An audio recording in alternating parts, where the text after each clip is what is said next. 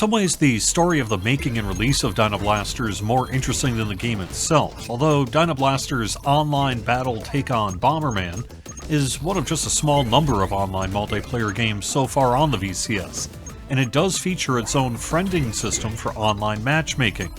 That's a big enough deal in the VCS to be a great addition, even if the game itself is just okay. There was a time, not long after the start of the COVID-19 pandemic, where I thought I was going to get not one, not two, but up to 3 brand new video game consoles showing up at my house, starting with the Intellivision Amico in 2020, followed by the PlayStation 5, and somewhere in the mix, the brand new Atari VCS. Now, clearly 2 of these 3 showed up. The Amico eventually crashed and burned with Intellivision CEO Tommy Tallarico stepping down after one of the most insane takedown videos in video game history.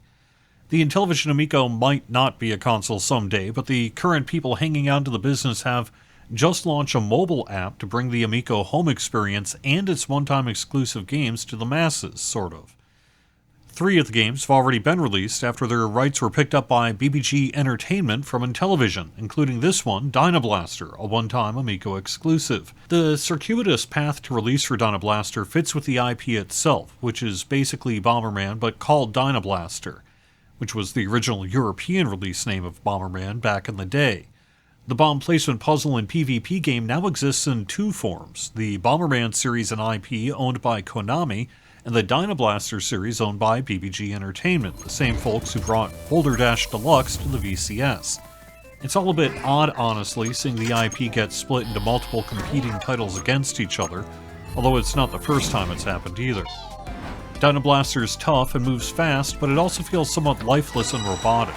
There have been a few matches organized with other VCS players through Discord where I knew I was playing against others, but most of the time it felt like I was playing against AI rather than real players.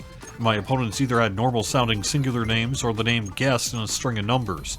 Either way, you don't really interact with the others online, they're just simply opponents. And even in co-op, where you're theoretically supposed to work together, I found my opponents deliberately bombing me and ending my round. The menus work well to get you through the various game modes and optionally play online. There are online leaderboards which include at least a few VCS-related names. Dynablaster is available across a huge number of devices, so that might explain the ease of getting online matchmaking rooms filled. There are only a few games currently on the VCS that support online matchmaking with friends, so its existence at all is a great thing for online game nights.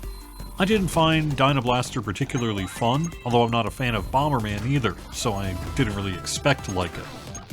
I also had a hard time using the various power-ups, and I'm not actually sure the buttons to trigger them were functioning properly on the modern controller. The power-ups seem to activate fine when using a classic. Speaking of which, Dynablaster works great with a classic joystick, and it might actually be a better experience than using a thumbstick for steering. The trick to staying alive is to never get yourself in a position to be walled in by others. Avoiding that is a lot tougher than it looks.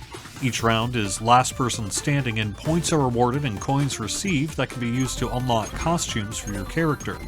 If you take too long to declare a winner, the map closes in with blocks dropping along the outer edge from the sky. I mentioned one of the most insane takedown videos in YouTube history at the start of the video, so I'll wrap it up by saying if you haven't seen H-Bomber Guy's video about Tommy Tallarico, you too might find yourself surprised you're still watching after 90 minutes. And I'll have a link to it in the notes for the video. The VCS and Intellivision Amico were online retro gamer rivals prior to launch, although it didn't take long before the VCS proved itself real and the Amico added itself to the pile of never-launched consoles. We'll never know how allegedly great Cloudy Mountain and Cornhole might have been, but we now have 3 Amico games to play, and they're all solidly sort of okay.